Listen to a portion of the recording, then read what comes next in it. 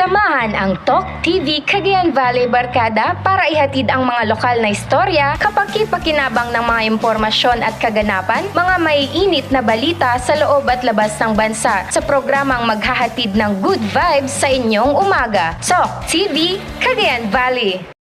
Magandang umaga mga ka-good vibes. Narito naman tayo para sa masayang kwentuhan, talakayan at balitaan. Ako si Christian Paul B. Lopez. Leo Mardi Agana, At ito ang TalkTV Cagayan Valley. Samahan ang TalkTV Cagayan Valley Barkada para ihatid ang mga lokal na istorya, kapaki-pakinabang ng mga impormasyon at kaganapan, mga maiinit na balita sa loob at labas ng bansa sa programang maghahatid ng good vibes sa inyong umaga. TalkTV Cagayan Valley. Dumako naman tayo para sa ating balitaan, hatid ni Paul Lopez. Yes, tama ka dyan, kasamang Leomar. At ito nga ating balita. Para sa araw na ito, ang ating balita ngayon ay bantay panahon. Ang binabantayang low pressure area na nasa Batanes, mga ka-good vibes, ay naging low tropical depression na at ito'y tinawag na bagyong NENE. Ayon sa Pag-asa, makakaapekto ng direkta ang naturang tropical depression sa lalawigan ng Batanes. Kaya pinapayuhan ngayon ang mga mangingisda na may mga maliliit na bangka na lubhang mapanganib ngayon ang paglalayag. No? Maghahanda-handa po tayo at lalong-lalo na hindi lang po yung paghahandaan natin yan itong si Bagyong NENE, dahil po itong bagyong paparating sa atin ay tinatayang magiging super typhoon or category 5 na may pangalan. Pag pumasok po dito sa area of responsibility o Philippine area of responsibility ay tatawagin Marcot. Bagamat wala pa pong initial na mga signal warnings na nakataas sa buong Pilipinas para po dito sa Bagyong Marcot, ay pinapaalalahanan na po ang lahat na mag-ingat sa nakaambang panganib sa pagbaha o pagguho ng lupa, at huwag na pong maglalayag ang ating mga mangingisdang may mga maliliit na bangka. At yan po ang ating balita sa bantay panahon. Ito po si Paul Lopez.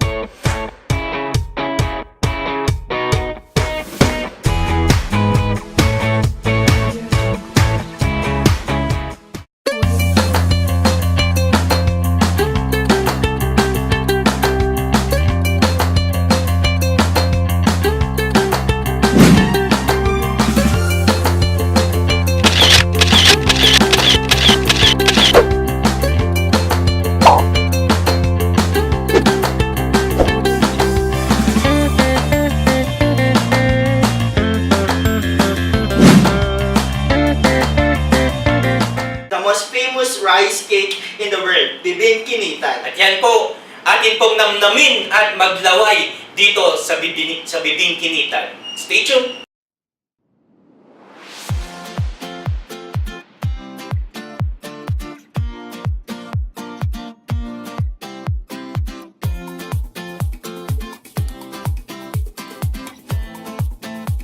Bibingka has always been part of Filipino culture, especially for us Ilocanos and Cagayanos. We traditionally serve bibingka on special occasions like Thanksgiving Feast Day and Christmas season. The main purpose of bibingkinitan is to serve and make it available to every Cagayanos a freshly baked bibingka anytime. Bibingkinitan RPT serves a 100% native Filipino rice cake, and variants include original bibingka, overload bibingka, cheese max bibingka, and the bibingka ensaymada. We also serve a native kapeng barako and hot chocolate. Aside from providing a sweet merienda for Cagayanos, bibingkinitan also helps in providing livelihood among indigenous persons, the Aitas. Our native brothers and sisters helps in providing banana leaves for our tasty hot bibingka. Coffee beans for our kapeng barako are provided by farmers from Mountain Province and Kalinga. Everything from our bibingka is locally made.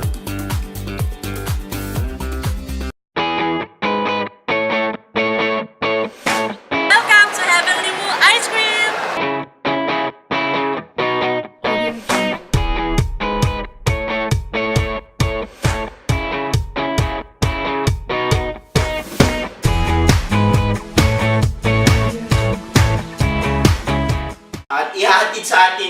Paul Lopez para sa ating public service. Yes, thank you kasamang Leomar. Atin naman pong mga kasama ngayong araw na ito. Walang iba kundi ang mga volunteers natin sa Philippine Red Cross at tayo mga Pilipino nga. Ika nga nila ay likas na matulungin at likas sa atin itong espiritu ng bayanihan. No? Tama So, yan, the good vibes. ano nga ba para sa iyo ang bayanihan? Ang bayanihan is yung pagtulong natin sa kapwa. Tama ka dyan. Sa Pero ating puso. itong pagtulong sa kapwa ay hindi lang sa physical natin nakikita, kundi matutunghayan natin ang Philippine Red Cross dahil meron pang kakaibang ginagawa ang Philippine Red Cross sa pagtutulong. So, panoorin po natin ang ating public service. Isang mapagpalang umaga sa ating lahat, lambak ng Cagayan at Riondos. Ngayon po ay ating makakasama ang ating mga kapatid mula sa Red Cross. Ako po nga pala, si Paul Lopez at siyempre magpapakilala naman po ang ating mga bisita ngayong araw na ito. Ayan po, good morning po sa mga tagapakinig po natin at tagapanood.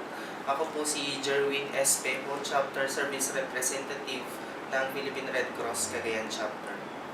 Ma'am? Good morning. Ako si Aileen Torres, ang Chapter Administrator ng Philippine Red Cross Cagayan Chapter. At siyempre, ang Red Cross nga po ay meron na at matagal na palang nandito sa lambak ng Cagayan, especially dito sa dito sa Tuguegarao City. Pero tatanungin natin sila kung ano ang mission and vision at kung bakit nandito ang Philippine Red Cross sa Tuguegarao City. Ang Philippine Red Cross Cagayan Chapter ay isa sa mga kauna-unahang chapter na itatag noong 1947. By the way, ang Philippine Red Cross ay ang inauguration niya is noong April 17, 1947. So yun po, doon nag-start ang pagiging isang organisasyon na independent kasi bago pa is naging chapter lang siya ng American Red Cross. So yun po, ito, ang Cagayan Chapter ay isa sa mga, nasabi ko na nga, isa sa mga 36 chapters na kauna-unahan sa buong Pilipinas.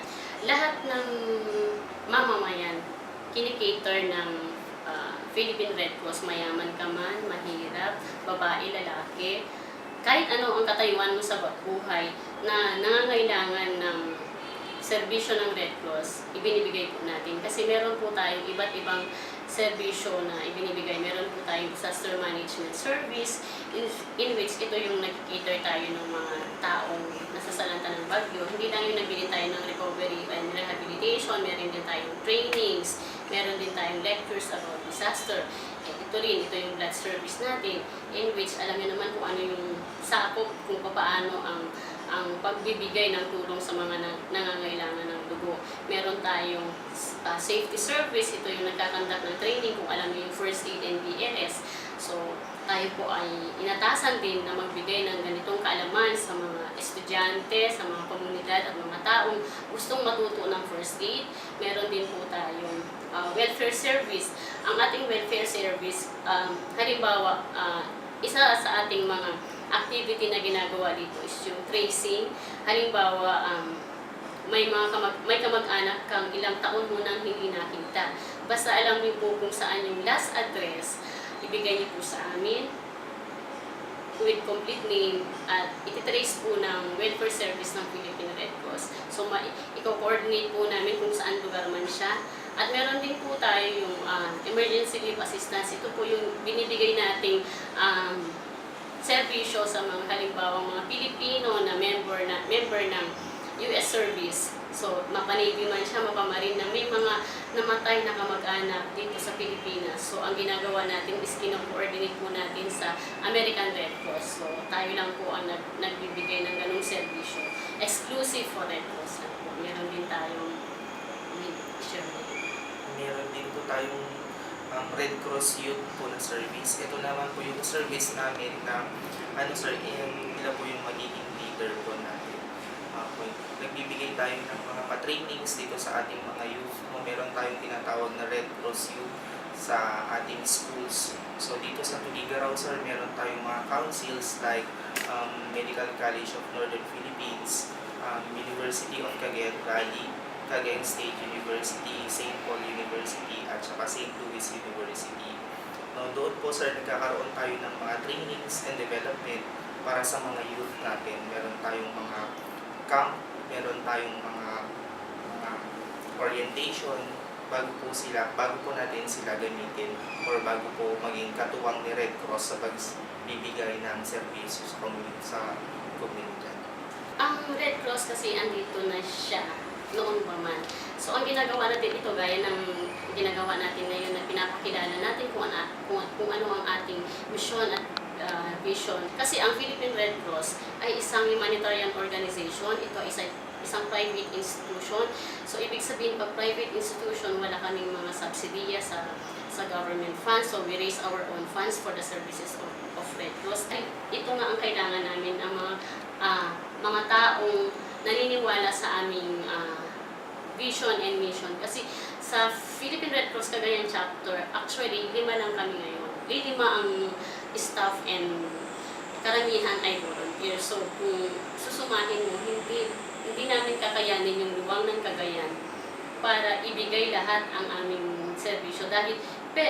Pero dahil sa dami ng volunteer, sa dami ng naniniwala, natutulungan pa rin namin sila.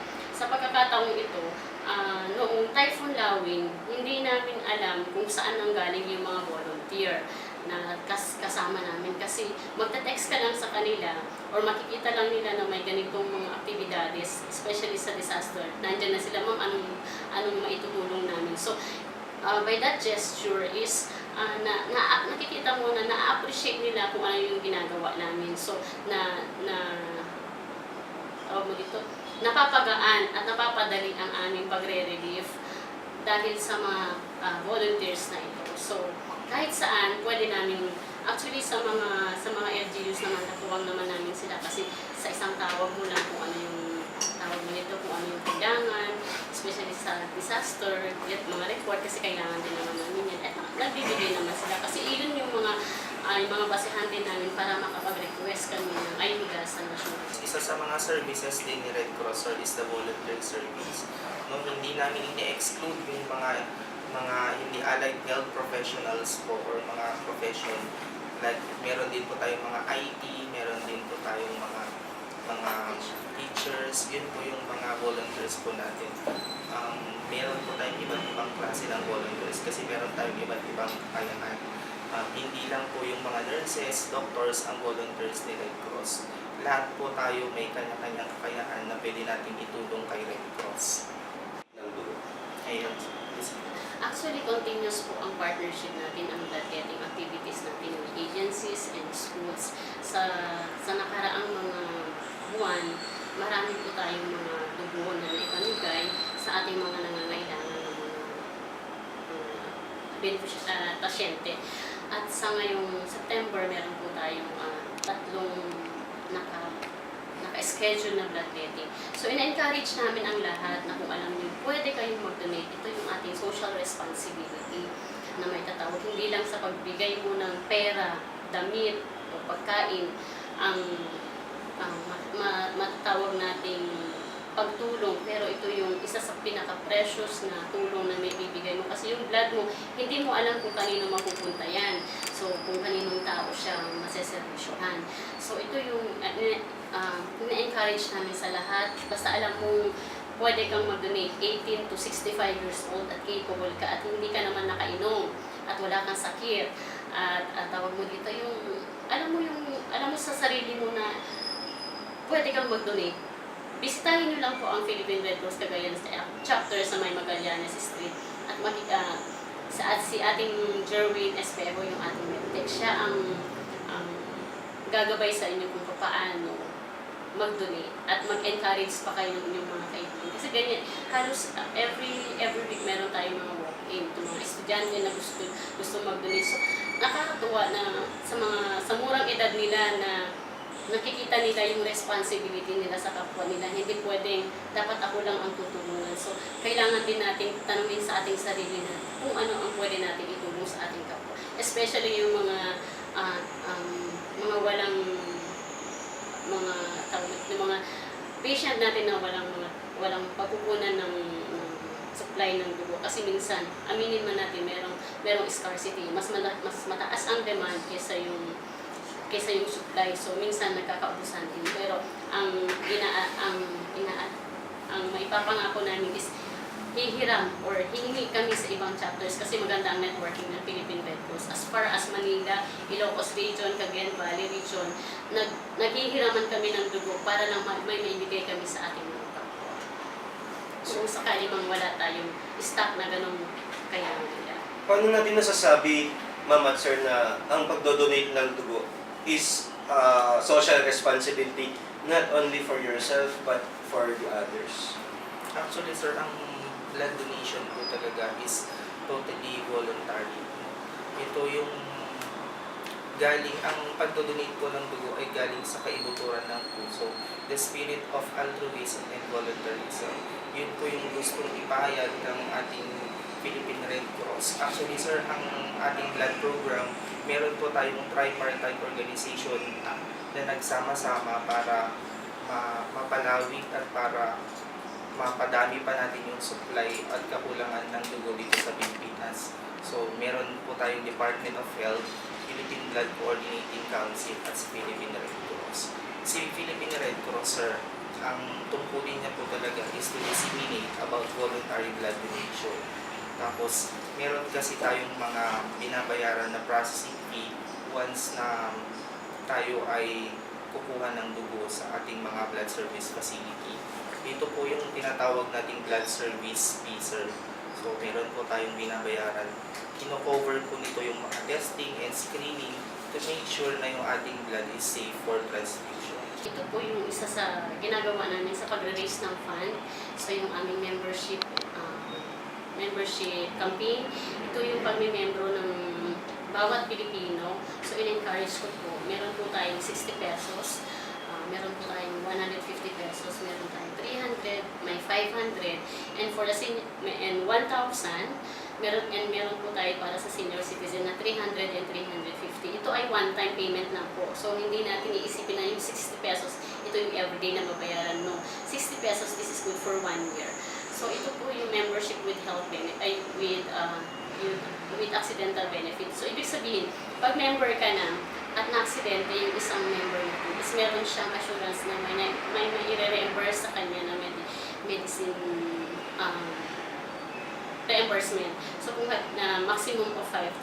So, ibig sabihin, so, kung na-aksidente ka at ang nagastos mo sa hospital is yung sa medicine mo, is nasa 5,000, may i-reimburse po yun. At meron pa po, meron po tayong 150 allowance per day, maximum of 60 days. Kung halimbawa na-confine po yung member dahil sa aksidente, may 60 days po siyang days na pwede makuha. Kung halimbawa 5 days siya, so meron po siyang 5 days times 150 pesos. So yun po, and kung gusto po yung mag-member, bukas po ang aming opisina 8 to 5, Monday to Friday, at ang ating bloodletting, pwede po tayong mag-walk-in everyday po. Nandun lang po si Jeremy. Sir Jeremy. Actually po, itong National Voluntary Blood Services po natin is dito po sa Tugigaraw, meron po tayong 2 blood service facility na kung saan pwede po tayong mag-donate ng dugo. Nandiyan po ang Cagayan Valley Medical Center at saka Philippine Red Cross. No, si Philippine Red Cross po, nag-accept po tayo ng donor from Monday to Friday, 8 to 5 p.m. So, sa mga gusto pong mag-donate ng dugo at makatulong at walang hinahangad na kapalit kapag kayo ay tumulong sa Red Cross, pwede pong kayong mag-donate sa Red Cross. Maraming salamat sa pag-imbita niyo sa amin ngayon dito. First time namin makapanayam. So, sana tuloy-tuloy itong ating partnership na yung habang nagkukwentuhan tayo kanina is meron kang mga gusto ring serbisyo sa amin. So, hopefully, magtuloy-tuloy at gusto kong anyayahan ang lahat ng mamamayan na ipatronize ang Philippine Red Cross o suportahan ang Philippine Red Cross Cagayan Chapter sa aming membership campaign. Kasi ito, nag-member ka na, nakatulong ka pa. So, join the Philippine Red Cross Volunteer po, the biggest and the largest humanitarian organization in the whole world po. So, be part of our growing number of volunteers po So, punta lang po kayo sa Philippine Red Cross Cagayan chapter. Kahit ano po ang profession ninyo, kayo po ay makakatulong. The best way to lose yourself is in service of the others. At yan po, muli ako po si Christian Paul B. Lopez, ang inyong nanglilingkod ngayong araw na ito. Welcome to Heavenly Moon Ice Cream!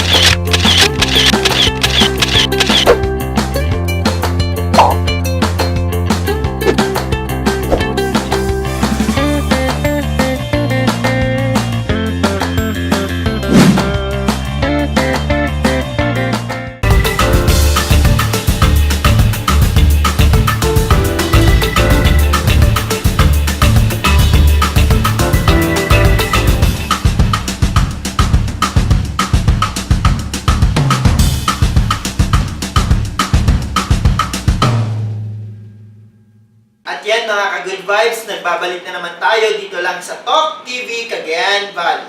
You can follow and like our social page accounts para sa mas pinaigting na balitaan at kwentuhan At talakayan. At syempre, sa aming Facebook page, you can like Shareable News PH. Sa aming YouTube naman, Shareable TV. At pwede nyo rin kaming mapanood sa Clearview TV Channel 8. Hanggang sa araw ng bukas, Para sa isa na namang mas masayang talakayan kwentuhan, at balitaan, ako si Christian Paul B. Lopez. Leo Mardiagana, At ito ang TalkTV Cagayan Valley.